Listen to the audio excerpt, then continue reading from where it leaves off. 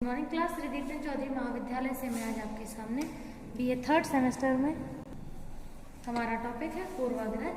तो पूर्वाग्रह जैसे कि आप नाम से समझ सकते हैं, पूर्व मतलब पहले के और आग्रह मतलब लिए गए विचार। ठीक है, तो पहले से जब आप किसी भी अन्य व्यक्ति, समूह या जाति समुदाय के बारे में कुछ राय बना लेते हैं, और वो ऐसा नहीं कि वो राय बिल्कुल एकदम रीजनिंग और लॉजिक के आधार पर है, नहीं, बिल्कुल भी नहीं।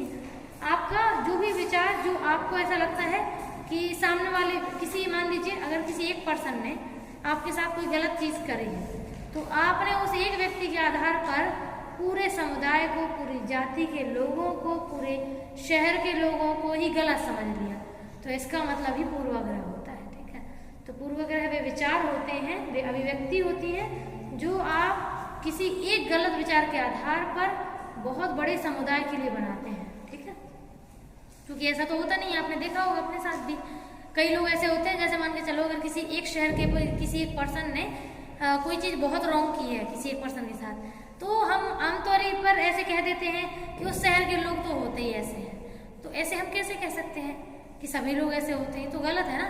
तो ये ऐसे विचार हैं जिनमें कोई सत्य है ही नहीं। आपने एक पर्सन के आधार पर पूरे पर्सन को थोड़ी जज कर सकते हैं, ये तो राइट ही नहीं है। ठीक है, तो यही हम बात कर रहे हैं कि जब हम बात करते हैं पूर्वाग्रह की, तो यहाँ पर कुछ डेफिनेशन जैसे यहाँ पे लिखा हुआ है, अगर हम समझें तो नॉर्मल सी चीजें हैं कि जो पूर्वाग्रह है वो पूर्व निर्णय होता है। ठीक है, पूर्व निर्णय मतलब पहले से ही आपने निर्णय ले लिया। ठीक है, और वो भी कैसे? वास्तविकता को बिना समझे किसी दूसरे समूह, जाति, समुदाय या व्यक्ति के बारे में अतार्किक विचार बना लेना। ठीक है, और एक निर्णय और एक राय बना लेना। ठीक है, तो ये रहता है। तो बैरन और बाइनरी ने बोला है कि किसी भी अन्य समूह के सदस्यों के प्रति नकारात्मक अभिव्यक्ति, मतलब आप अगर किसी एक पर्सन के आधार पर, किसी एक पर्सन की एक्टिविटी के आधार पर दूसरे लोगों को, उसके पूरे समुदाय को के बारे में पूरी एक नकारात्मक भावना या अभिव्यक्ति जताते हैं, है ना, एक मतलब एक रॉन्ग, एक तरीके से नेगेटिव बिहेवियर शो करते हैं, तो ये चीजें देखने को जरूर मिलती हैं। ठीक है, नेक्स्ट है ऑलपोर्ट का 1979 की डेफिनेशन है। इनका कहना है कि पूर्वाग्रह किसी व्यक्ति, वस्तु के लिए किया गया जो प्रतिकूल व्यवहार होता है।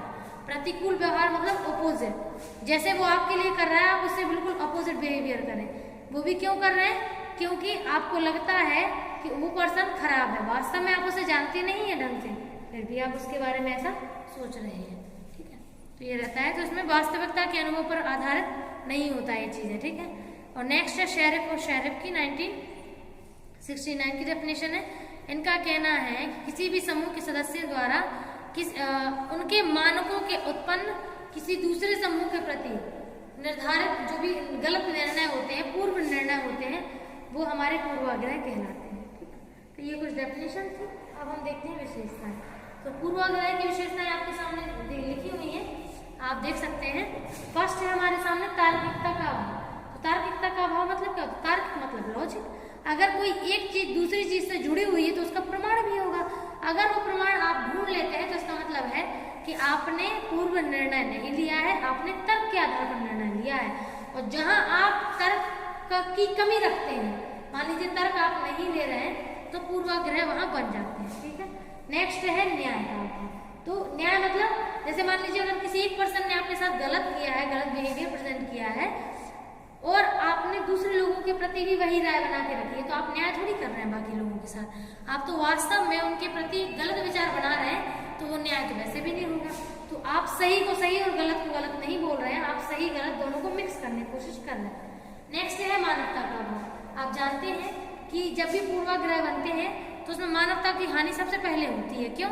क्योंकि आप किसी एक व्यक्ति के एक्टिविटी की वजह से आप सभी लोगों के बिहेवियर को गलत समझते हैं। ठीक है, तो आपने वास्तव में इंसानियत के अनुसार तो कार्य किया ही नहीं है। ठीक है, अगर आप मानवता के अनुसार करते तो आप लॉजिक लगाते, आप समझते कि वास्तव में ये पर्सन गलत है भी या नहीं, या फिर केवल आपकी सोच से वो गलत है। ठीक है, नेक्स्ट है पूर्वाग्रह प्राय नकारात्मक। तो ये बिल्कुल फिक्स बात है, ज्यादातर पूर्वाग्रह जो देखे गए हैं वो हमेशा दूसरे लोगों के प्रति नेगेटिव सोच को लेकर ही देखे गए हैं। कभी ऐसा नहीं देखा गया कि हम किसी के प्रति अच्छे विचार बना के रखे हुए हों, पहले से पूर्व निर्णय में हमने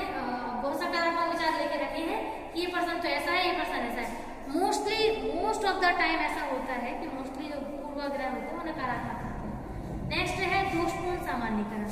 दोषपूर्ण सामान्यीकरण का मतलब है कि अपन लोग जो है सबको एक ही सांचे में ढालने की कोशिश कर रहे हैं, अपन सामान्यीकरण कर रहे हैं कि अगर ये ऐसा है तो वो भी ऐसा होगा, तो वास्तव में इसका कोई रिलेशन है ही नहीं। ठीक है, तो जब सामान्यीकरण हो ही नहीं सकता और आप जबरदस्ती पे सामान्यीकरण कर रहे हैं, है ना, कि ये पर्सन उस पर्सन, अगर उस शहर का एक व्यक्ति ऐसा है तो उस शहर के सभी लोग ऐसे होते हैं, तो आप सामान्यीकरण तो कर ही रहे हैं। आप सामान्य ढांचे में एक ही सांचे में सबको डालने की कोशिश कर रहे हैं और ये रॉन्ग है। ठीक है, तो ये पूर्वाग्रह तो है ही। नेक्स्ट है सत्याग्रह का अभाव। तो जब भी पूर्वाग्रह बनते हैं तो उसमें मोस्टली जो फैक्ट है उनकी कमियां होती हैं, सत्य का जो अभाव होता है। ठीक है, तो जो लोग सत्य को झुठलाते हैं या मानने से मना करते हैं या फिर मोस्टली अपने कुछ विचारों के आधार पर सामने वाले सत्य को देखने की कोशिश ही नहीं करते हैं और अपनी मर्जी से वो चीज़ों को एकदम फिक्स बैठा देते हैं। ठीक है, हर चीज़ बिल्कुल क्लियर कर देते हैं। ठीक है, क्या नहीं भैया इनने अगर ऐसा है, तो वो समझने की कोशिश नहीं करते कि सामने वाला पर्सन जो बिहेवियर कर रहा है उसमें उसकी क्या मजबूरी है, क्या उसकी सिचुएशन है। नहीं, वो तो ऐसे समझते हैं कि वो तो सब लोग ऐसे होते ही हैं, वो तो हम जानते ही थे ऐसे होते हैं। तो इसमें हम लोग वास्तव में फैक्ट को देखने की कोशिश नहीं करते। नेक्स्ट है पूर्वाग्रह अर्जित होते हैं। तो पूर्वाग्रह अर्जित कैसे है, मान के चलो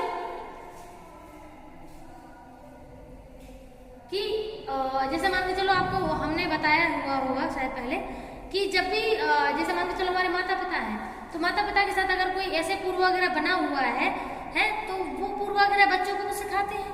ठीक है, और आपने तो देखा होगा अपने भारत में कितने कल्चर हैं और कितने धर्म हैं, तो उस अनुसार एक धर्म के लोग किसी एक पर्सन ने भी अगर किसी दूसरे धर्म के व्यक्ति के प्रति गलत किया होगा तो फिर वो कॉमन सी बात है कि वो पूरे धर्म के बारे में पूरी मतलब ऑल ओवर गलत विचारधारा बना लेता है। जब गलत विचारधारा बनाते हैं तो सीमित थोड़ी रहती है, क्या भैया उन तक ही सीमित है, बिल्कुल भी नहीं। वो अपने बच्चों तक भी उन चीज़ों को ट्रांसफर कर देते हैं। फिर बच्चे तो देखो माता पिता की बिल्कुल एकदम से फॉलोअर्स होते हैं, माता पिता उनकी देखभाल करने वाले होते हैं, उनकी केयर, उनको लव, उनकी हर चीज़ को पूरा करते हैं। तो बच्चे तो वैसे भी अंधविश्वास कर लेते हैं माँ बाप पे।